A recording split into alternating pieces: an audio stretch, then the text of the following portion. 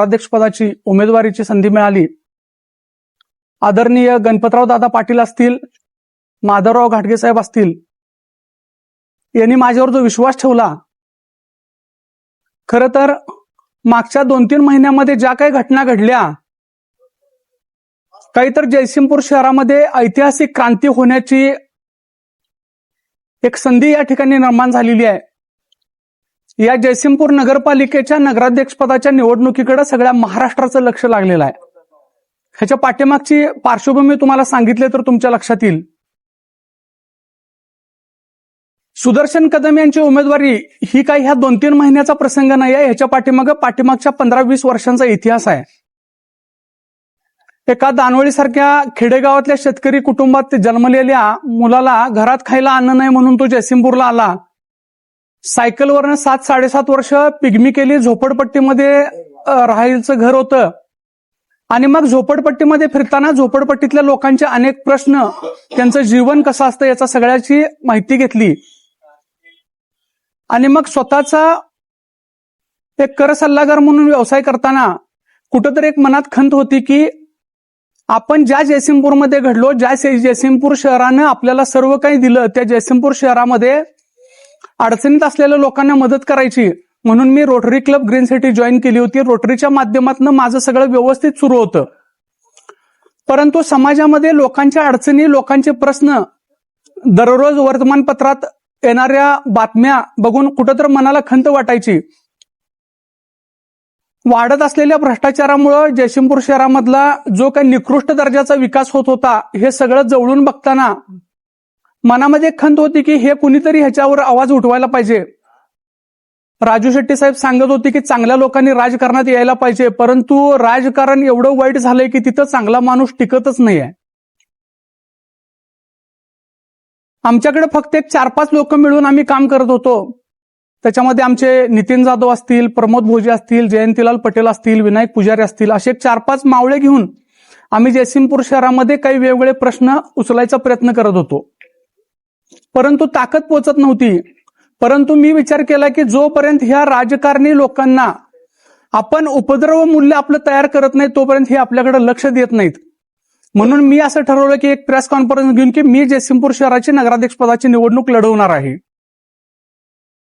पण आम्हाला माहिती होतं की आमच्याकडे पैसे नाहीत, आमच्याकडे संघटन नाही, आमच्याकडे कार्यकर्ते नाहीत आणि मग ही निवडणूक लढवणं शक्य नाही. तर मग आता करायचं काय? पण निवडणुकीची घोषणा तर केलेली होती आणि मग ह्या मागच्या 2-3 महिन्यामध्ये असा काही चमत्कार घडत गेला आणि माझी उमेदवारी हे सुदर्शन कदम फक्त एक माध्यम आहे आणि ह्याच्यामध्ये एक फार मोठी शक्ती काहीतरी काम करायला लागली. कारण कुठल्याही गोष्टीचा अतिरेक झाला, भ्रष्टाचाराचा अतिरेक झाला, अन्यायाचा अतिरेक झाला, अहंकाराचा अतिरेक झाला आणि तो थांबवण्यासाठी एका सर्वसामान्य माणसाला शक्ती देण्याचं काम ह्या सगळ्या नेत्यांनी केलेलं आहे. खरं तर राजू शेट्टी साहेबांच्या ह्या सगळ्या पाठीमागच्या 1-2 महिन्यातल्या भूमिकेमध्ये मला त्यांचा खूप आदर वाटायला लागला. एका बाजूला घराणेशाही, ज्याच्यामध्ये त्यांनी स्वतःचा अर्ज भरला आणि डमी अर्ज सुद्धा आपल्या पुतण्याचा भरला.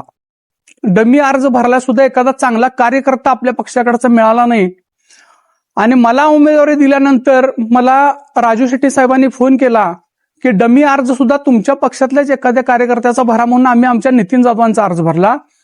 डमी अर्ज भरला सुद्धा त्यांनी स्वाभिमानीतला माणूस सांगितला नाही, तर तो आमचाच सांगितला. सुरुवातीला डॉक्टर श्रीवर्धन पाटील हेच अतिशय सक्षम उमेदवार आहेत आणि ते नगराध्यक्ष होऊ शकतात. डॉक्टर एस के पाटील साहेबांची पुण्याई होती आणि स्वाभिमानी शेतकरी संघटनेचा निष्ठावंत कार्यकर्ता म्हणून आम्ही डॉक्टर श्रीवर्धन पाटील जर निवडणुकीला राहत असतील तर मी माझी उमेदवारी मागे घ्यायची म्हणून डॉक्टरांकडे गेलो. डॉक्टरांना सांगितलं की तुम्ही राहा, तुम्ही राहिला तर जयसिंगपूरमध्ये निश्चित तुम्ही निवडून येऊ शकता आणि तुमच्यासारख्या व्यक्तीची आज जयसिंगपूर शहराला गरज आहे. कारण जयसिंगपूर शहरामध्ये जो काही वाढलेला भ्रष्टाचार आहे, सत्तेतून पैसा आणि पैशातून सत्ता हे समीकरण थांबवायचं असेल आणि सर्वसामान्य जनतेला मालक बनवायचं असेल तर तुमच्या उमेदवारीची गरज आहे. डॉक्टर साहेबांना फार विनंती केली पण त्यांच्या जेन्युन काही अडचणी होत्या. ते म्हणले की मी निवडणूक लढवू शकत नाही. मी म्हणलं ही निवडणूक मी तुम्हाला तुमच्यासाठी लढवा म्हणत नाहीये, आज जयसिंगपूर शहराला तुमच्यासारख्या व्यक्तीची गरज आहे. पण ते नाही म्हणले.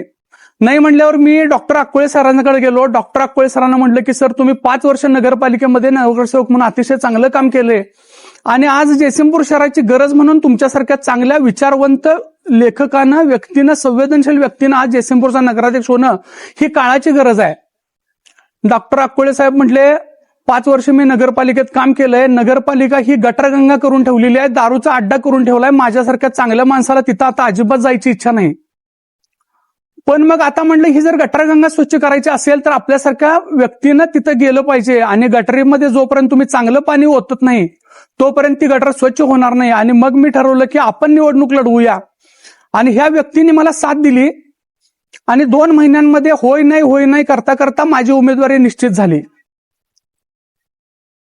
खरं तर माझी उमेदवारी ही खरं तर मला 100% खात्री आहे की मी फक्त निमित्त मात्र आहे. जो काही जयसिंगपूर शहरामध्ये भ्रष्ट कारभार चाललेला आहे आणि जी काही हुकुमशाही वाढत चाललेली आहे ती थांबवण्यासाठी आज या ठिकाणी मला उमेदवारी ह्या व्यक्तीने माझ्यावर विश्वास ठेवलाय.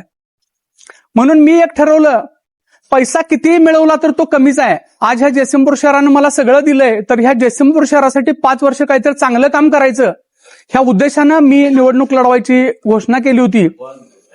तर सगळ्यात पहिल्यांदा टक्केवारी मुक्त नगरपालिका करायची. जोपर्यंत टक्केवारी मुक्त नगरपालिका होत नाही तोपर्यंत जयसिंगपूर शहराचा चांगला विकास होऊ शकत नाही. कारण 100 रुपये जर विकासासाठी खर्च करायचे असतील तर त्यातले 50 रुपये हे मधल्यामध्ये खाल्ले जातात आणि रस्त्यावर 50 रुपयेच खर्च होत असतील तर चांगला विकास होऊ शकत नाही. आणि दुसरी माझी घोषणा अशी होती की सर्वसामान्य मतदार हा ह्या जयसिंगपूर शहराचा किंवा आपल्या देशाचा मालक आहे, पण तो स्वतःलाच हे विसरलाय की मी मालक आहे आणि मग कोण तर मालक होऊन बसलं. म्हणून जयसिंगपूरची जनता हीच जयसिंगपूरची मालक हा एक चांगला संदेश देण्याच्या उद्देशानं ही निवडणूक लढवण्याचा निर्णय घेतलाय. खरं तर मागच्या 5 वर्षामध्ये मानेवहिनींनी निवडून आल्यानंतर अतिशय चांगलं काम करायचा प्रयत्न केला, पण बहुमत नसल्यामुळे त्यांना अडचणी यायला लागल्या. जयसिंगपूर शहरामध्ये कुठलंही काम करायचं झालं तर ते आम्हीच करणार, आमच्याशिवाय दुसरा कोणी कामच करायचं नाही, अशा पद्धतीची जी काही आडमोठी भूमिका घेतली गेली. खरं तर आपण समाजासाठी काम करतोय. जयसिंगपूर शहरामध्ये कुठल्याही आमदार खासदारांनी निधी दिला तर त्याला एनओसी दिली पाहिजे, परंतु ती एनओसी अडवण्याचं काम सत्ताधारी गटाने केलं. उल्हास पाटील आमदार असताना अँब्युलन्स देणार होते म्हणून आम्ही नगरपालिकेमध्ये एनओसी मागितली तर एनओसी द्यायला नाही म्हटले. आम्ही कलेक्टरने एक अर्ज केला की जयसिंगपूर शहरामध्ये अँब्युलन्सची गरज आहे आणि ते देतो म्हणत असताना सुद्धा हे जयसिंगपूर नगरपालिका त्याला एनओसी देत नाही. आम्ही फक्त कलेक्टर ऑफिसमधनं अर्ज केल्याबरोबर तिथनं बातमी लगेच समजली आणि आम्हाला लगेच ऑफिसमध्ये बोलवून घेतलं गेलं. आणि त्यावेळी त्या दोघांनी मिळून आम्हाला असं म्हणले की आमच्याशिवाय जयसिंगपूर शहरामध्ये कुठलंही विकास काम होणार नाही, केलो तर आम्हीच करणार, नाही तर दुसऱ्या कोणाला आम्ही करू देणार नाही. सत्ताधारी पक्षातल्या नगरसेवकांना सुद्धा तिथं बोलण्याची मुभा नाही आहे. 3-3.5 हजार मतदारांनी ज्या नगरसेवकाला निवडून दिलं त्या नगरसेवकाला एक शब्द सुद्धा मालकांच्या परवानगीशिवाय बोलता येत नाही. आणि मग ही लोकशाहीचा कुठेतरी गळा घोटला जातोय असं माझ्यासारख्या सर्वसामान्य कार्यकर्त्याला वाटायला लागलं. शिवाजी महाराज ही महाराष्ट्राची अस्मिता आणि त्या पुतळ्यामध्ये तर भ्रष्टाचार होऊ नये असं वाटलं होतं, परंतु त्या पुतळ्याला सुद्धा 3-4 महिन्यामध्ये जर गळती लागली असेल तर हे पापाचा घडा आता भरलेला आहे आणि हा कुठंतरी थांबवण्याची गरज आहे. माझी उमेदवारी फक्त मी जाहीर केल्याबरोबर मला लोकांचे फोन यायला सुरुवात झाली. कशाला कदम साहेब ह्याच्यात पडलाय, तुम्हाला मारून टाकतील, दगडावर डोकं आपटू नका, हत्तीबरोबर लढाई करायला कुठं चाललाय, एवढे धनाढ्य पैसेवाले लोक